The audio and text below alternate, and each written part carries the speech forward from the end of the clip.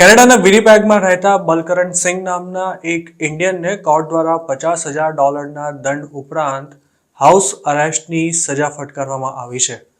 પોતે immigration consultant હોવાનું કહીને લોકોને છેતરતો તેમજ ફેક ડોક્યુમેન્ટ્સ તૈયાર કરતો આ વ્યક્તિ છેક જાન્યુઆરી 2021માં કેનેડા બોર્ડર સર્વિસ એજન્સીના રડાર પર આવ્યો હતો. બલકરણ સિંઘ પર immigration and refugee protection act હેઠળ ગુનો દાખલ કરવામાં આવ્યો હતો, જેનો તેણે કોર્ટમાં સ્વીકાર કરી લેતા તેને સજા સંભળાવવામાં આવી હતી.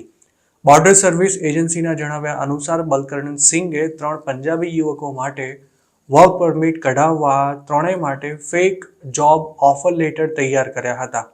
તેણે આ ત્રણેયને ગુરુદ્વારામાં જોબ મળી હોવાનું જણાવ્યું હતું, પરંતુ આ મામલો શંકાસ્પદ લાગતા એજન્સી દ્વારા તેમાં ક્રિમિનલ ઇન્વેસ્ટિગેશન શરૂ કરવામાં આવ્યું હતું. ડિસેમ્બર 2023માં પોલીસે સર્ચ વોરંટ મેળવ્યા બાદ બલકરણ સિંઘના ઘર, ઓફિસ તેમજ જે ગુરુદ્વારાના તેણે લેટર્સ આપ્યા હતા ત્યાં સર્ચ કર્યું હતું અને તેના કમ્પ્યુટર, મોબાઈલ ફોન તેમજ કેટલાક ડોક્યુમેન્ટ્સ જપ્ત કરવામાં આવ્યા હતા.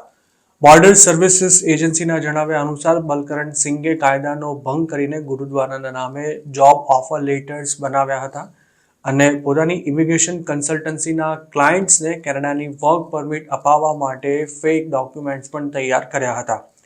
આરોપી પર ફેબ્રુઆરી 2024ના રોજ ચાર્જીસ ફ્રેમ કરવામાં આવ્યા હતા, જેમાંથી કાઉન્સેલિંગ મિસરિપ્રેઝન્ટેશનના આરોપનો તેણે 2 ઓક્ટોબરના રોજ સ્વીકાર કરી લીધો હતો. આ ગુનામાં કોર્ટે બલકરણ સિંઘને 729 દિવસની હાઉસ અરેસ્ટની સજા કરી છે અને તેને 200 કલાકની કોમ્યુનિટી સર્વિસ કરવાની સાથે સાથે $50,000નો દંડ પણ ભરવાનો રહેશે. કેનેડાએ હાલ તો પોતાના ઇમિગ્રેશન રૂલ્સ ખૂબ જ કડક બનાવી દીધા છે, પરંતુ 2024ની શરૂઆત સુધી લોકો મોટી સંખ્યામાં LMIA લેટર પર વર્ક વિઝા મેળવીને કેનેડા જતા હતા, પરંતુ LMIA બીજું કંઈ નહીં પણ એક મોટું ફ્રોડ હતું. LMIA લેટર પર કેનેડા જતા લોકોની સેલેરી કાગળ પર તો ખૂબ જ સારી બતાવાતી હતી, પરંતુ કેનેડા ગયા બાદ તેમને તેનાથી અડધો પગાર પણ નહોતો અપાતો.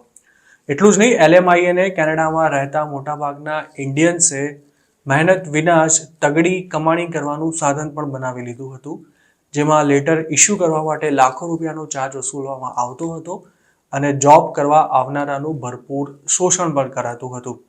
તેમાં LMIA પર જે લોકો ક્લોઝડ વર્ક પરમિટ પર કેનેડા જતા હતા તે લોકો બીજે ક્યાંય નોકરી પણ કરી શકે તેમ ન હોવાથી ઓનર્સ તેમની મજબૂરીનો ભરપૂર ગેરફાયદો ઉઠાવતા હતા.